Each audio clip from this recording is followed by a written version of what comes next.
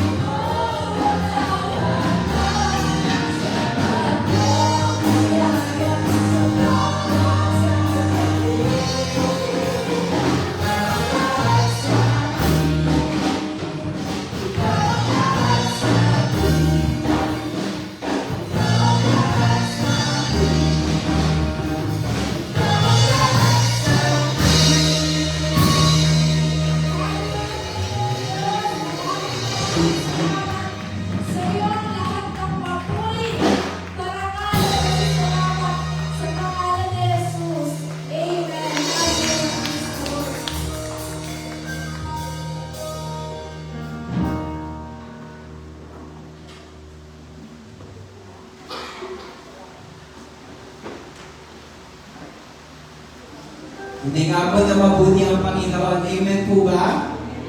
Amen. And nagagalak po ba ang bawat isa sa katapos lang po ng ating praise and worship? Nagagalak po ba ang bawat isa sa presensya ng Panginoon? Amen. Patuloy po natin naisin na magalak tayo and masabit tayo sa pagpupuri natin sa Panginoon. And ngayon naman po, ito naman po yung opportunity na binibigay po sa atin ng mga anak ng Panginoon upang maibalik natin sa Kanya yung pinakamataas na papuri at pasasalamat sa pamamagitan ng mga testimony po natin. Alam ko po na sa mga nakalipas na araw, na linggo, na buwan sa ating buhay, mayroon at mayroong ginawang kabutihan ng Panginoon. Amen po ba? Amen. Lahat naman po tayo naniniwala po doon na may ginawang kabutihan ng Panginoon. Amen. Kaya nararapat lamang po na ibalik po natin sa Kanya lahat ng papuri at pasasalamat. So, ngayon po, sino po yung gustong maunang mag-testimony? Yan, sige po, palakpakan po natin ang Panginoon sa buhay po ni Sister Lee.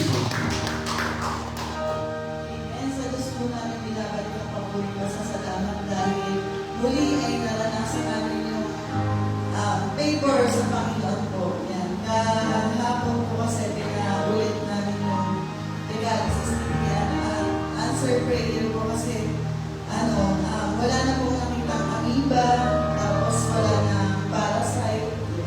Kaya sabi ko po, salamat sa Panginoon sa kumpletong kagalingan na ibinigay kay Diana po. At muli nagpapasalamat din po ako sa Panginoon kasi ginamit niya din ang buhay ng aking ina para masamahan siya sa clinic, yan, sa kanyang mini. Yan. Kaya yung favor din, yan, kasi itong linggo na to po talaga may bagyo eh. Ayon sa news. Yan. Pero sabi ko nga, ang favor ng Lord talaga yung nararamdaman natin yung lamig lang ng panahon. Pero sa ibang lugar, binabagyo na talaga sila. Kaya, ganun yung favor ng Lord. Kasi sabi ko, napakahirap talaga mag-commute kapag may maulan. Yan. Kaya sa Diyos ko po binabagyo yung favor kasi sa naman. Amen. Sino pa po yung gustong magbalik ng kanilang mga testimony? Meron pa po ba? Yan, kasi po habang nag-iisip po kayo, gusto ko rin pong i-take yung pagkakataon po ito na magpasalamat din po sa Panginoon. So, pinabalik ko po sa Panginoon lahat ng papuri, lahat ng parangal at pasalamat sa buhay ko, especially po sa pag-aaral ko. Kasi po ngayon po na bakasyon na po namin ng mga college po, isang taon na naman po yun nakalipas po sa amin sa pag-aaral po namin. And binabalikan ko nga, sabi ko po ay ang bilis ng panahon ngayon kasi sa pasukan po, third year college na po ako. And then next term po, mag-OJT na rin po ako dahil po dalawa nga po yung OJT dun sa course ko po. So nagpapasalamat po ako sa Panginoon kasi yung buhay po namin, kaming mga mag-aaral po dito sa GGC, tunay nga na buhay na patotoo kami kung paano gumagawa at kumikilos yung Panginoon sa buhay namin. Kung paano siya naging provider sa buhay namin, especially mostly po sa amin, nasa private school po. So, ayun po, every semester, nagbabayad po kami para sa tuition namin, especially po dun sa akin kasi trimester po ako. So, 3 beses po ako nagbabayad for tuition. And doon po sa isang taon na lumipas, isang taong lumipas na naman sa pag-aaral ko, wala po akong naranasan na nahirapan kami sa pagbabayad, wala po akong naranasan na kailangan ko lumapit sa ganito, sa ganyan, para lang maitawid po yung panibagong semester na naman. And hindi po yun dahil sa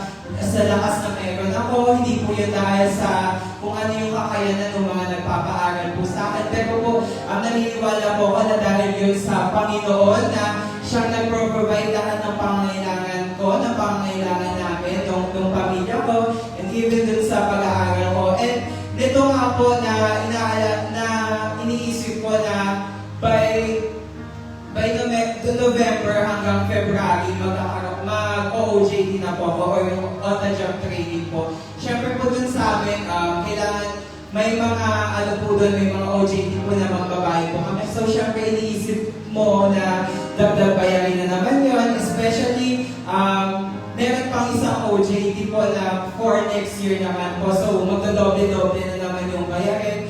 Pero nagpapasalamat, isa sa pinagpapasalamat ko sa Panginoon, yung binibigay niya ako ng puso na at peace, na hindi niya hinahayaan na masyado akong mag-worry. Although naaalala ko siya, pero hindi ko siya inaalala. And nagpapasalamat ako kasi tunay nga na sobrang blessed natin kasi meron tayong matibay na sandigan, meron tayong mapapanghahawakan sa mga panahon na mapanghihinaan tayo, especially dun sa mga bayarin financially or kung sa kalagayan ko na iniisip ko, ay ba 2 years pa bago po ako makagraduate pa, bago pa makapagtrabaho. Siyempre nakikita mo yung mga kaibigan mo, isa-isa na silang gumagraduate. Pero nagpapasalamat ako sa Panginoon kasi binibigyan niya ako nung kapayapaan na hindi lang tahimik, kundi kapayapaan na dumaan man ako dun sa bagyo ng buhay ko, alam ko na hindi niya ako pababayaan. So, ayun po, kaya ko yung binabalik ko sa Panginoon yung pabuking pasasalamat sa buhay ko po. Yan, meron pa po ba na gustong magmasalamat? Yan kung wala na po, ihanda na po natin ang ating mga sarili sa pakikinig natin ng salita ng Panginoon na inakaya po sa atin ng kanyang lingkod sa buhay po ni Sister Janet Addison. Tago na ito ngayon, palakpakan po natin ang Panginoon.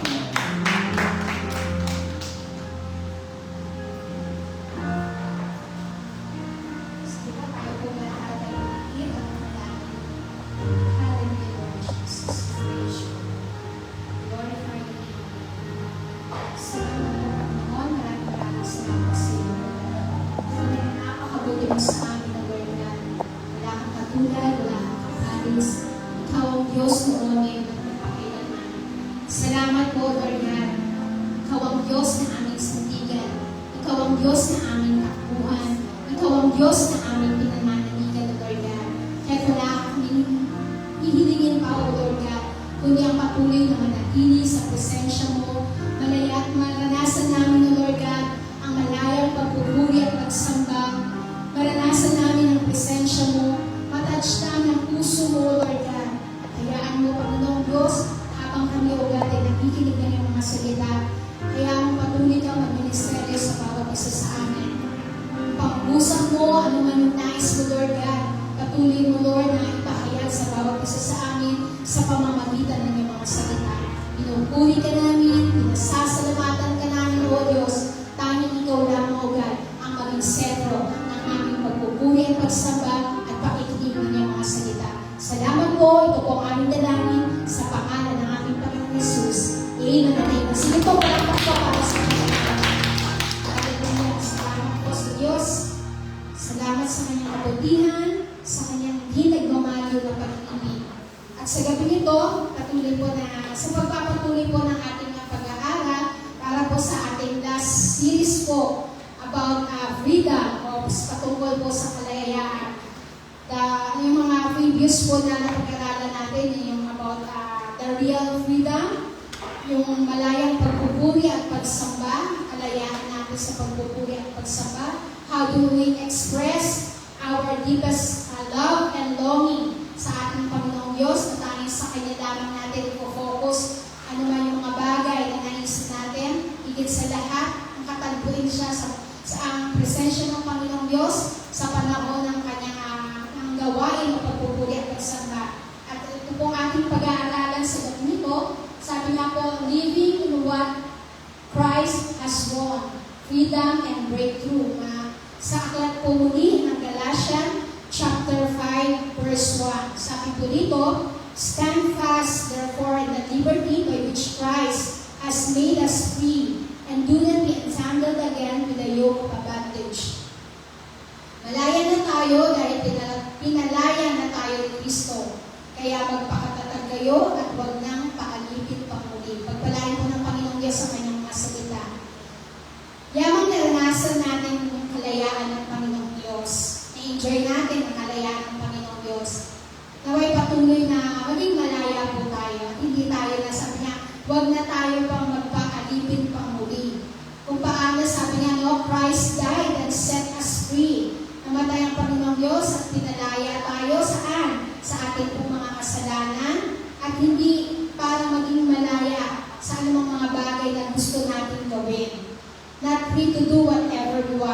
because that would lead us back into slavery to our selfish desires. Sabi nga, no? Kung gagawin lamang yung kalayaan, ay kung gagawin lamang natin kung ano yung gusto lamang natin gawin, ay magdadala ito muli sa pagbabalik natin saan? Sa patungo sa pagkakaalipin. Saan po? Sa ating mga sarili o mga selfish desire, sariling pagnanasa. Kaya wag na po natin hangarin pa na manumbalik pa sa dati, kundi sabi nga, piliin na natin muli.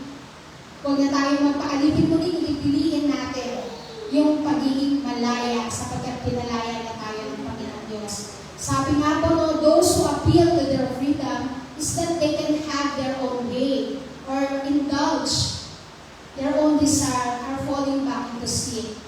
Yung mga nagsasabi po nga sila'y malaya na, subalit ginagamit ang salitang kalayaan para lamang masunod ang kanilang sariling kagustuhan o magpatangay sa sarili nilang pagnanasa, ay bumabalik sa po sa kasalanan.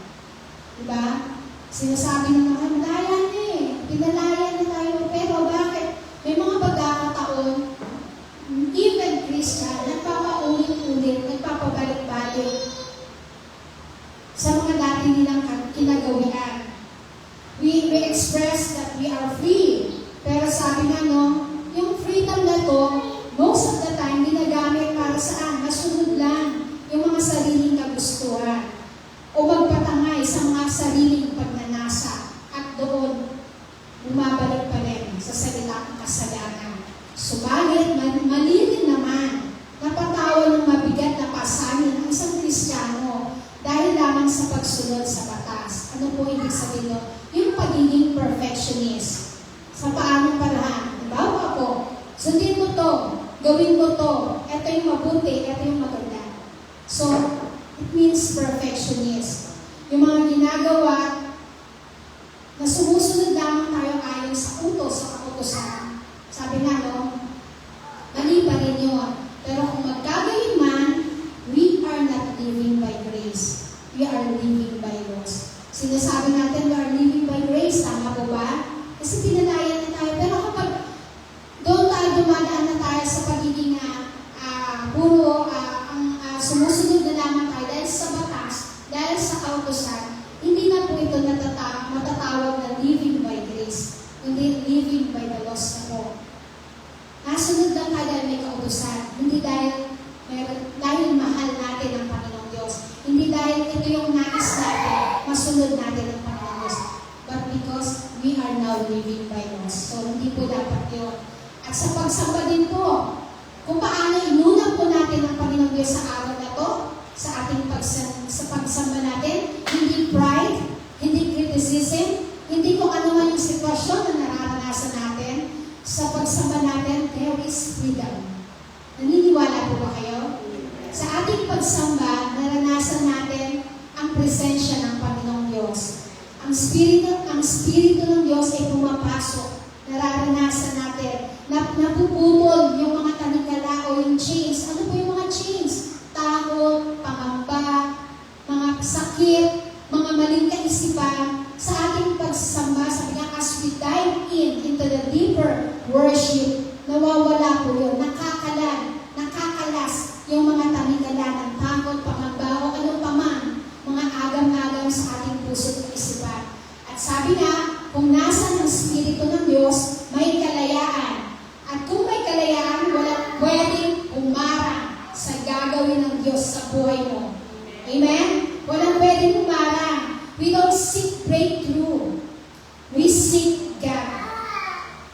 We seek God. Kaya tayo pupunta sa church. Kaya tayo sumasamba.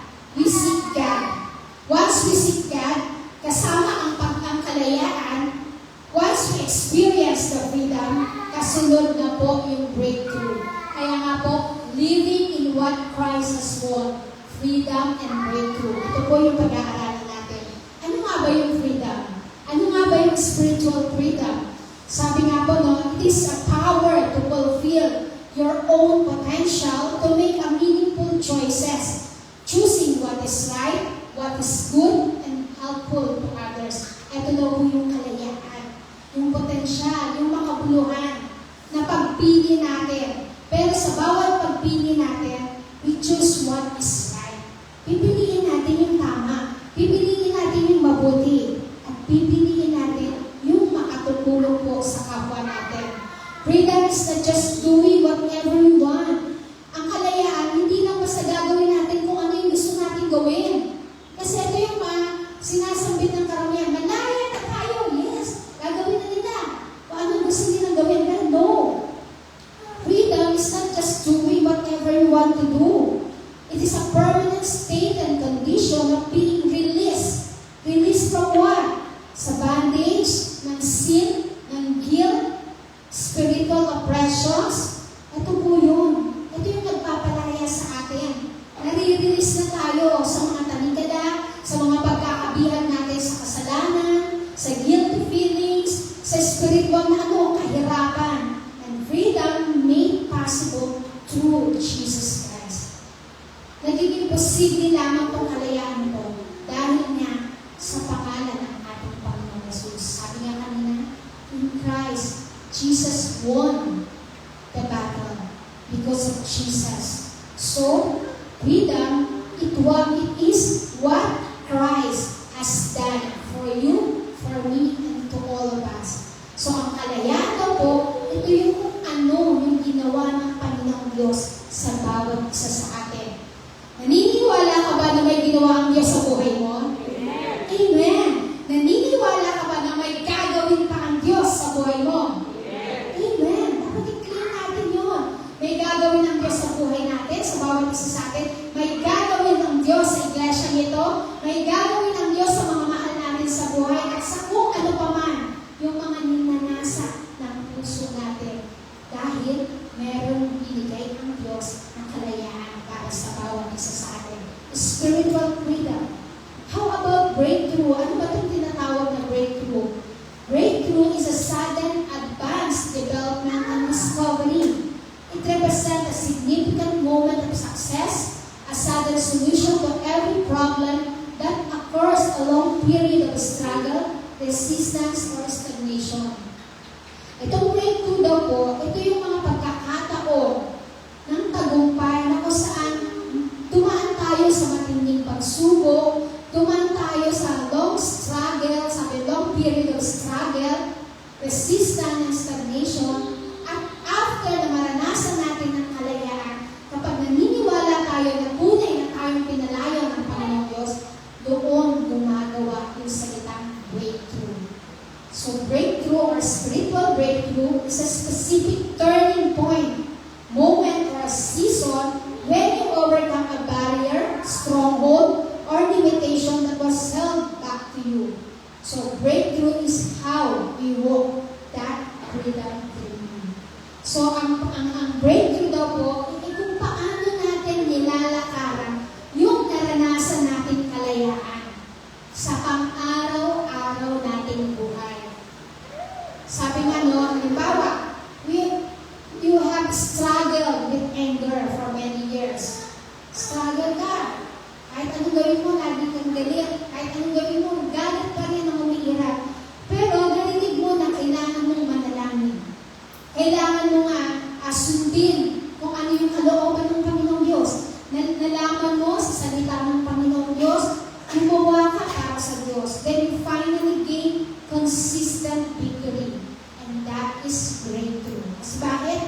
Hinakbangan mo. Hindi ka lang nanatili doon sa galit, hindi ka lang nanatili doon sa kahirapan o whatever struggle na nararanasan mo. Kundi narinig mo, kailangan mong manalangin, kailangan mong sumunod, kailangan mong gawin ang pinag-utos ng Panginoong Diyos, and that will lead you to breakthrough.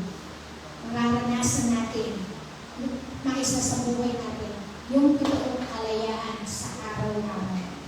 Amen? So, how freedom and breakthrough work in us? Paano nga ba ito patuloy na gumagawa sa bawat buhay natin? Lalo na po tayo, mga Kristiyano na, mga manggagawa na ng Panginoong Diyos.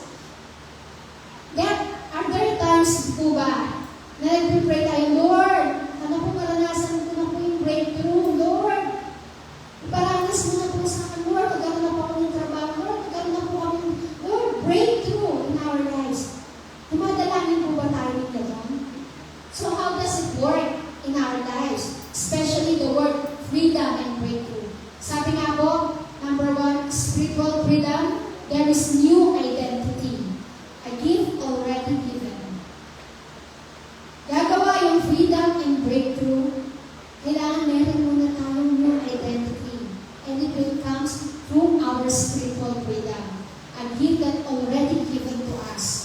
It is your by grace, not by your effort.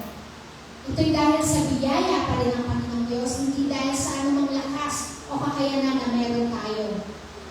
Our standing in Christ. Kapatid, ano po yung katatayuan mo ngayon sa harapan ng Panginoong Diyos? Ano na po tayo sa harapan ng Panginoong Diyos ngayon?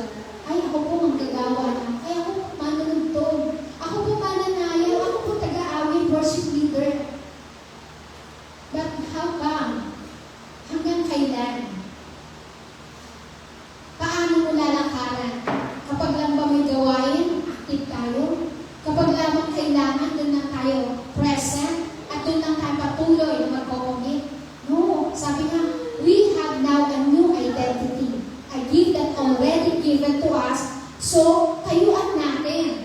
Hindi lang dahil committed tayo or involved tayo, kundi sabi nga, every day, buhay na natin ang paglingkuran ng Panginoong Diyos. Buhay na natin ang magpuri at sumamba sa Panginoong Diyos. Buhay na natin ang patuloy na maranasan ng kalayaan ng Panginoong Diyos. So, our standing in Christ is legally and spiritually set free from what?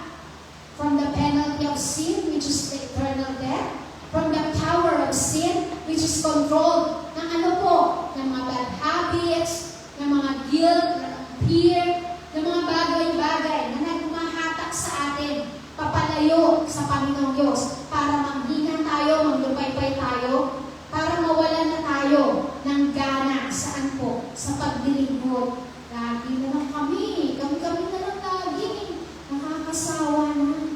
Pero sabi nga, no, there is a new identity given to us. Hindi na tayo yung dati, bago na tayo. We are set free and we receive the spiritual freedom. We are legally and spiritually set free from the penalty of sin, from the power of sin that control bad habits, guilt, and fear, and the power of the enemy. Kapangyarihan ng away.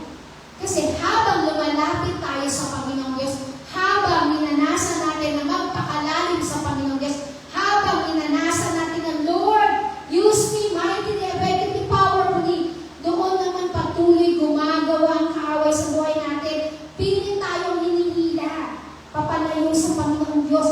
Pilit tayong inaalis sa kalayaan na ninanais ng Panginoong Diyos para sa atin.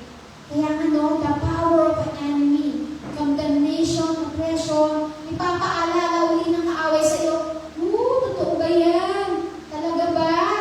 Ginagamit ka rin ng Lord? Talaga ba? Ikaw condemn ka. Pero sabi nga, there is spiritual freedom na naranasan na natin. At sabi nga, we have new identity, a gift that already given to us. Kaya tayuan natin. Panindigan natin. Lalo na po tayo manggagawa ng Panginoong Diyos. Huwag dumating sa atin yung panglulumo, panghihina, panglulupay-pay. Sabi nga, the permanent and changing status of being released from sin's penalty, power, and condemnation given to us through Jesus Christ. Sayang naman ang ginawa sa atin ng Panginoong Diyos na pagpapako sa krus, pagbubo ng kanyang banal na dugo, kung babalik at babalik pa rin tayo sa dati nating gawin, sa pagiging makasalanan. Binago na tayo, binigyan na tayo ng pagkakataon. Sabi nga, tayuan na natin ito. Sabi nga sa mundo, karilin mo na yan. Kasi buhay na natin ang paglingkuran ng Panginoong Diyos. Buhay na natin ang purihin at sambahin ng Panginoong Diyos. Right standing in Christ includes kapag tinayuan natin kung ano tayo sa harapan ng Panginoong Diyos, sabi nga, we are free from guilt and shame. Romans chapter 8 verse 1, there is therefore now no condemnation to those who are in Christ Jesus, who do not walk according to the flesh, but according to the Spirit of God. Wala na yung paghatod. Wala na yung judgment sa atin. Kasi we are free. Free from guilt. Kaya nga, meron na, sabi nga, taas noon na tayo makatatayo, makatitindi. Natatayuan natin kung ano yung pagkakatawag sa atin ng Panginoong Diyos. Hindi na tayo mahihiya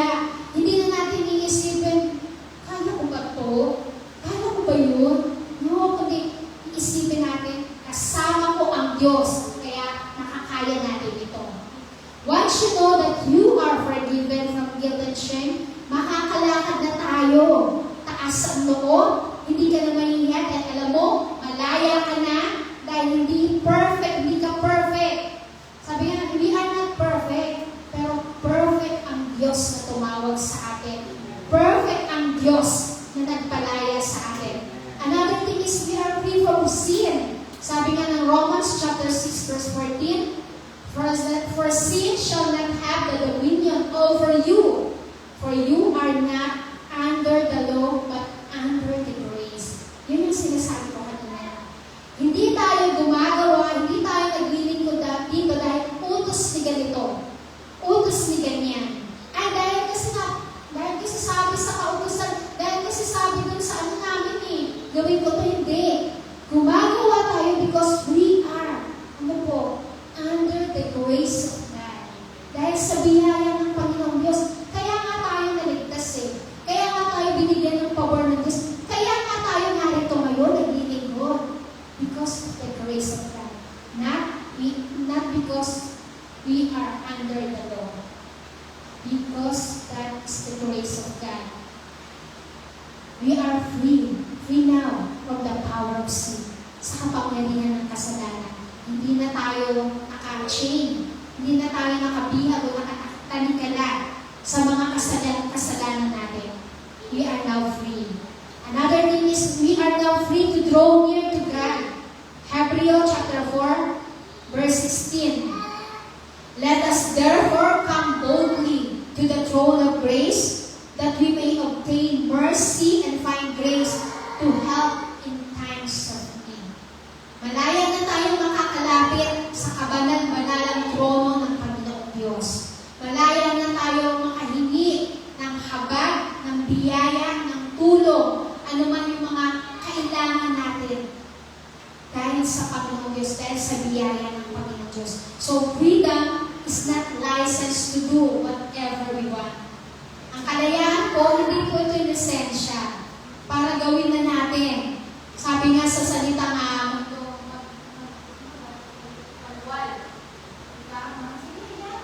kahit ano nang gagawin kasi sabi, malaya na daw Malaya na tayo no. Freedom is not the license to do whatever we want to do. Hindi ibig sabihin na sa malayang bansa tayo, malaya din tayong gumawa ng mga bagay na makakasira o makakasama sa pagiging Kristiyano natin. It is not the license to do whatever we want to do. Gaya po ng nangyari po. Sino po yung updated ulit sa mga balita? Sa Tacloban na school. Diba? Mga estudyante, buhay ang nawala. Nagamit ang kalayaan sa isang sitwasyon na sa huli ang pagsisisi. Damage pa ang magulang. Ang sisi pa bandang huli sa magulang. Kaya paalala po sa mga estudyante, hindi maingat. Balanse po tayo sa paggamit ng social media, ng cellphone. Maging balance na po, no? Alam naman natin, ang kahantungan pag sobra. Mga magulang, tayo din po, bantayan natin at laging i-check natin ang ating mga anak sa paggamit ng kanilang mga cellphone, mga nagiging kaibigan nila sa nakakasama sa labas. Kahit malalaki na po yung mga anak natin, kailangan pa rin ang gabay natin mga magulang.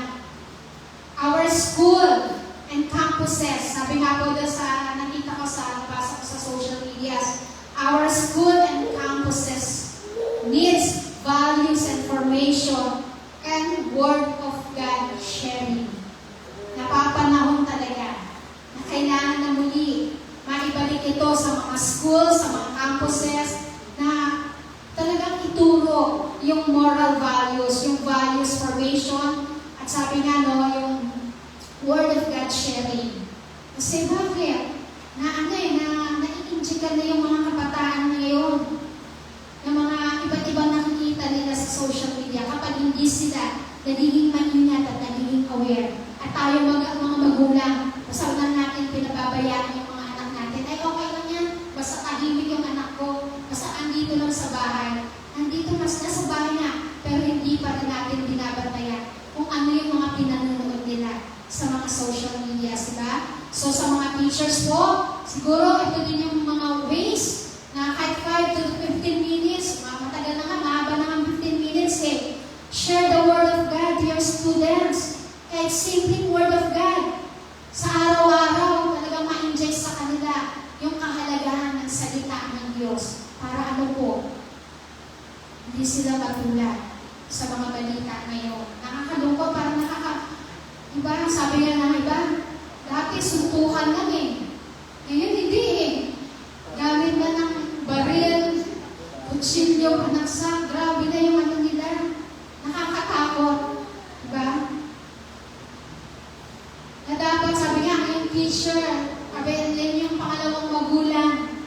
Pero there are times yung teacher takot na rin. Kasi bakit? Pag nakati lang yung estudyante, itutulog ko na. Pag napagsabihan lang, ano na kagad, i-report na. Parang wala na rin kalayaan yung mga teachers para disiplinahin yung mga anak. Diba? Nawawala na. Pero sabi nga, no, ano po yung masigit na manaig sa panahon natin ngayon. Our school and campuses need values formation and Word of God sharing. Kahit na konting minuto lang yan, mailatag sa mga estudyante yung kahalagahan ng salita ng Diyos. Naniniwala po tayo doon na hindi ito mawawala ng kabuluhan. Amen? Our spiritual freedom, right standing in Christ, our new identity.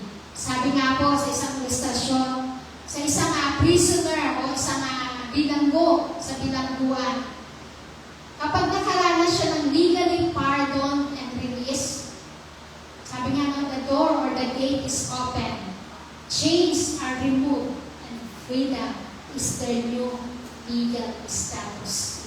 Diba? Kasi binigyan sila ng pardon, pinadaya sila, binuksan na yung gate na matagal na silang nakatalikala, nakakulong. At sabi nga, no, all of that was removed at naranasan nila yung kalayaan. At ang katatayuan na nila, sabi nga, there is a new legal status sa buhay ng mga nasa bilangguan. Naranasan nila ang kalayaan. Pangalawa po, sabi dito, spiritual breakthrough, our progress in Christ. It is a process and experience of claiming what is already ours, experiencing and applying what Christ has already won for us, living out that victory. Ipamuhay natin kung ano yung pinanalo ng Panginoong Diyos doon sa krus ng Kalbaryo. Sabi po ng Aklat ng Awit, chapter 84, verse 7, they go from strength to strength. Every one of them appears before God in Zion. Lakas. Sabi ng kanta, naalala ko na, they will go from strength to strength until we see you face to face. Hear our praise for the Lord God Almighty. Come bless our land as we seek you and worship you. We have the breakthrough. Kasi bakit? Yung lakas na binigay sa atin ng Panginoong Diyos, hinanap natin ang presensya niya, naranasan natin ang kalayaan, naranasan natin yung breakthrough na ninanasan natin because we are now set free.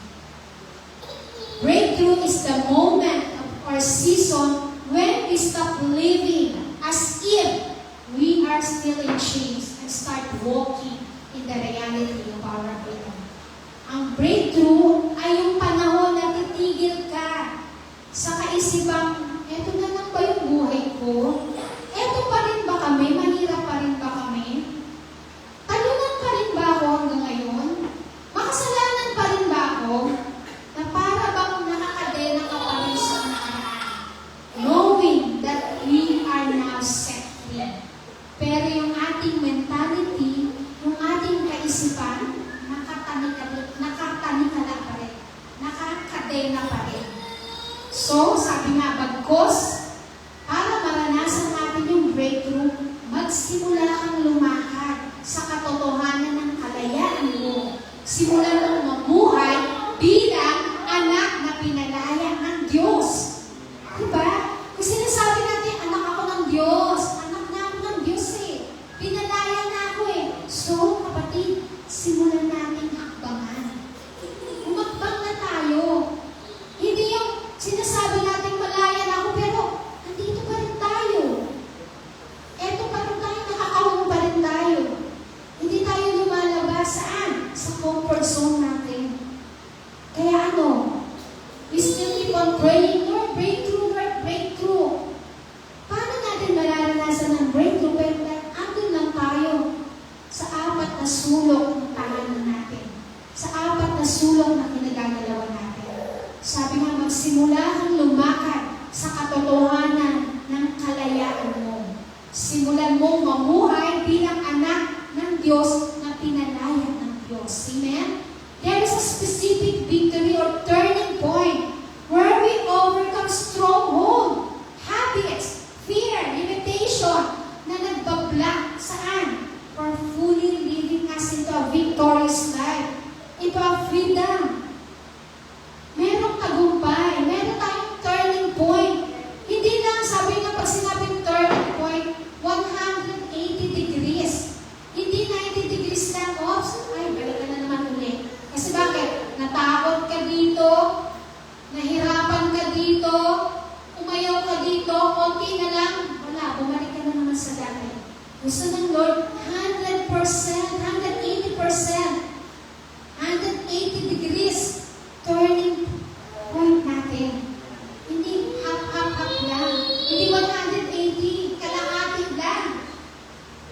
Hindi ka lang kalahati, 1/4, hindi sabi, ano po, ano yung buong protractor, anong ilang degrees yun? 360 degrees. Hindi hap lang. Dahil nahirapan tayo, sumuko na tayo, balik na lang ulit ako doon sa dati, mas madali doon sa dating buhay namin eh. Mas madali ang diskarte doon. Balik na lang ako doon sa dati. Doon sa mga kaibigan ko dati, welcome ako. Nire-recognize ako dati dito sa church. Ang tagal-tagal ko na. Lagi pa akong pinapagalitan. Lagi pa akong inuutusan. Wala. Yung ilang taon mong pagiging Kristiyano, sayang. Pero sabi nga, breakthrough ay yung panahon na titigil ka sa kaisipan, hindi ka lang narito sa isang sitwasyon. Kundi sabi, simulan mong lakaran yung kalayaang binigay sa iyo ng Panginoon Diyos. Ikaw, ako, tayong lahat. Binigyan tayo ng pagkakataon ng Panginoon Diyos. Lakaran natin yung hindi madali. Sabi nga, may mga lubang-lubang tayong dadaanan, but still, as we continue along the way, yung hirap na mararanasan natin, pagdating natin at the end of the point. Sabi nga, there is a reward, there is a gift. Kaya huwag po tayong titigil, huwag tayong magsasawa. Sabi nga na specific victory of turning point where we overcome stronghold, habits, fear, or limitation that block us fully living in our freedom. What it looks like. Victory over a long struggle, healing from the past hurts, answer to a persistent prayer, and breaking free from negative patterns. Diba? Yan yung mga bagay-bagay na napapagtagumpayan natin kapag patuloy tayo na sumunod sa kalooban po ng Panginoong Diyos. Katulad nga ng illustration kanina, nagkaroon siya ng pardon, ng release ng isang bilanggo, nabuksan yung gate at naranasan niya yung kalayaan. But before the door is open, chains are removed. Bago pa buksan yung gate doon sa bilangguan, ano yun? Yung chains, natanggal. And there is no freedom. Sabi nga, no? Then, release prisoner now walking at the gate out. Nabuksan ang pintuan ng gate ng bilangguan, natanggal yung kanyang tanikala, at nagsimula siyang lakaran yung gate papunta saan? Into a freedom. Walking out the gate, leaving the old self, iiwan na niya yung bilanggo kasi sa bilangguan, daming hindi magagandang karanasan. Tayo din noon, bilanggo tayo eh. Ang dami natin hindi magagandang karanasan. Pero ngayon, binuksan yung gate para sa atin. Para ano? Lakaran natin yung kalayaan na binigay sa atin ng Panginoon same as sa isang taong bilanggo. Moving into the full space of their freedom, and there is a breakthrough. You are now stepped out from the comfort zone. You are now walking out the door. Nakalabas na tayo. Mula sa mga pagkabihan, mula sa mga tanikala, sa mga lumang bagay na karanasan natin. At huwag na natin hayaang pagbalikan at imunin. Katulad ng isang bilanggo, dire-diretso na siya lumakad papalabas. Sinabi niya sa kanya sarili, hindi na ako babalik sa ginagawa niya. Itiniglara niya sa kanya sarili, hindi na ako babalik sa pinagbuwang niya. Same as sa buhay natin bilang mga Kristiyano, bilang manggagawa ng Panginoong Diyos, hindi na natin babalikan yung dating buhay natin sapagkat tunay na tayong pinalayan ng Panginoong Diyos. Amen? And lastly, sabi nito, walk out daily means living in God. Freedom is the foundation. Breakthrough is the beginning. Freedom grows stronger as we choose obedience, trust, and His words. We do not fight to get freedom. Hindi tayo nakikipaglaban para lang maranasan natin ng kalayaan. Kundi, we fight to live in the freedom Jesus already purchased. Hindi tayo nakikipag-away o nakikipagbaka para lang maranasan natin yung kalayaan. Kundi, nakikibaka tayo kasi namumuhay na tayo sa kalayaan na ano po, pinagtagumpayan na ng ating Panginoong Yesus. Binili na niya. Ano po, yung mga kasalanan natin, binayaran na. Binili po ng Panginoong Yesus. Kaya, we do not fight to get freedom. We fight to live in the freedom. Ipaglalaban natin yung kalayaan na meron tayo. Ano man ang mangyayari, ipaglalaban natin ito at hindi na tayo muli pang babalik sa dati nating kakatayuan. Sabi nga po dyan in Christ, tayo ngayon ay nasa Panginoong Diyos na, then we have the freedom. As we pray and continually obey the Word of God, we will experience the word breakthrough. Diba? Eto na tayo eh. Kristiyano na tayo, manggagawa na tayo ng Panginoong Diyos. Naranasan na natin ang kalayaan. So we continue pray and obey God. Pray na tayo ng pray sa mga deepest desires natin, sa mga longings natin para sa Lord. Pray na, huwag tayo magsawa manalangin. Sabi nga, no, pray without ceasing.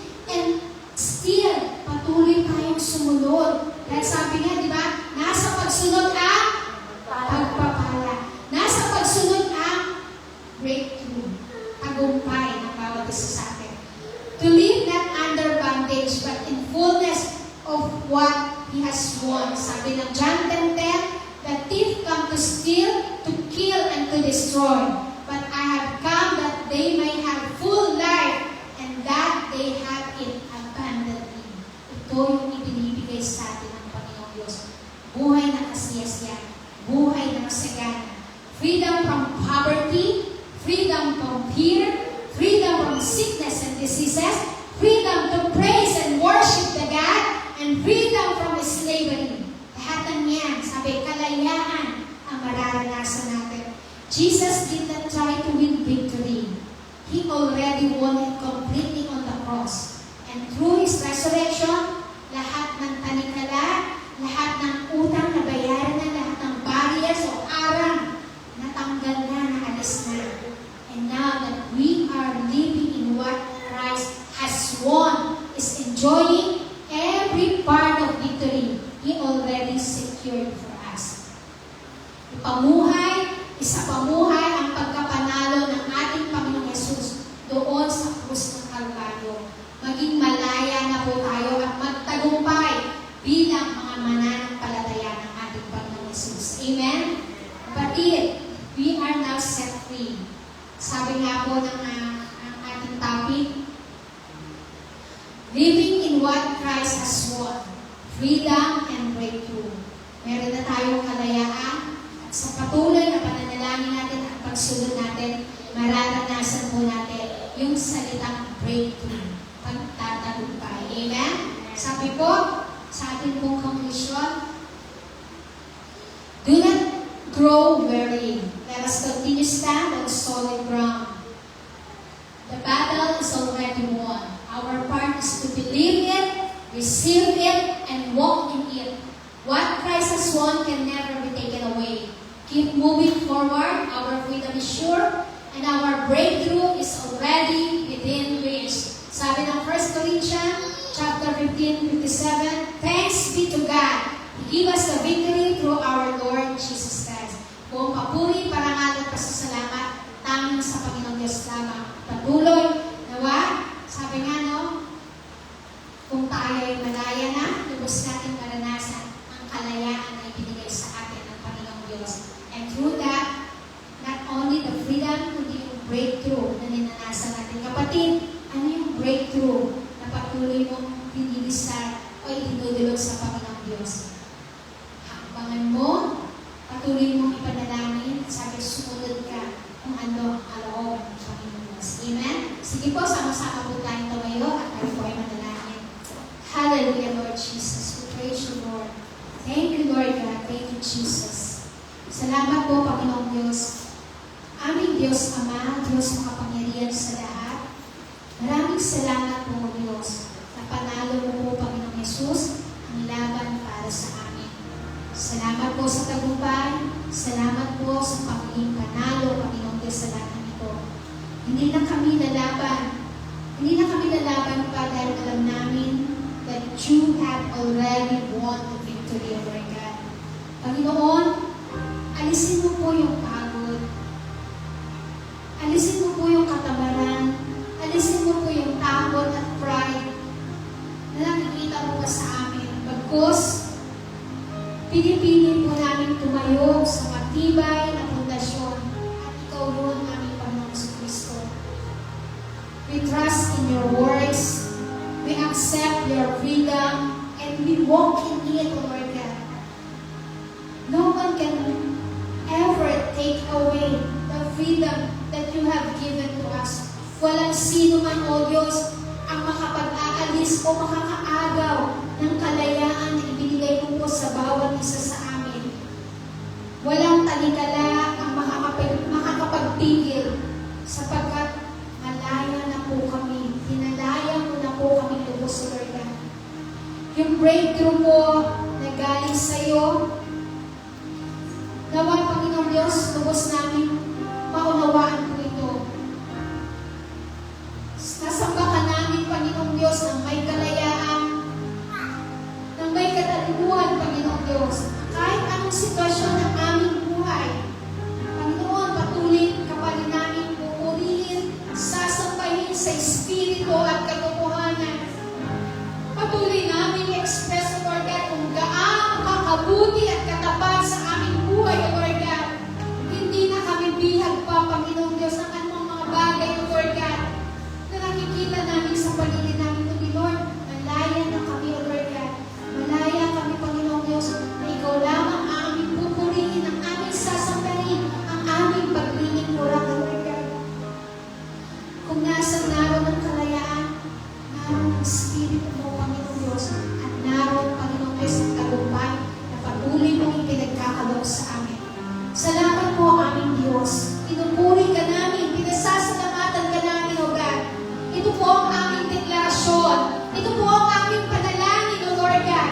Tanging ikaw lamang, Panginoong Diyos. Ikaw lamang ang Diyos na makapangyarihan sa aming mga buhay. Ikaw lamang, O Diyos, ang aming kailangan. Kaya naman, O Diyos, walang makapipigil sa amin para ikaw ay aming purihin, ikaw ay aming sambahin, ikaw ay aming kasalamatan, ikaw ay aming itaas sa aming mga buhay, O Lord God.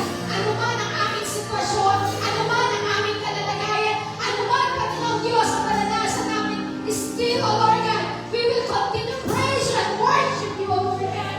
Salamat, salamat, salamat, Panginoong Diyos, sa kalayaan ng pagpupuri at pagsamba. Dito namin nararanasan, Panginoong Diyos, ang presensya mo. Kaya naman, Lord, kayahan mo, Panginoong Diyos, laging bumukal sa aming mga labi, mula sa aming puso, bumukal sa aming labi, Lord God, kung sinasabi sa akin kung gaano katapat yung kabutihan mo, yung mga bagay na ginagawa mo, Lord, siya lamang bubukal sa aming mga labi, Lord God. Hindi ang mga pangit, hindi ang mga negatibo, hindi ang pag-judgment sa aming kapwa, Lord God, kundi, Lord, ang pagpupuri, pagsamba, lamang Panginoong Diyos, ang bubukal sa labi nito, Lord. Salamat, salamat, salamat, Panginoong Diyos. Salamat po sa katotohanan ng mga salita. Right now, Lord God, sa iyo po namin tininiwala ang lahat ng aming mga prayer targets, prayer petitions, applications, and prayer requests, Lord God. Sa iyong mga kamay, amin po tininiwala ang lahat ng ito. Mangyari ang nais mo, mangyari ang katulad mo, Panginoong Diyos. And right now, Lord God, this is our declaration of faith. This is our prayer, Panginoong Diyos. Salamat po, Panginoong Diyos. We bring back you all the glory, the praises,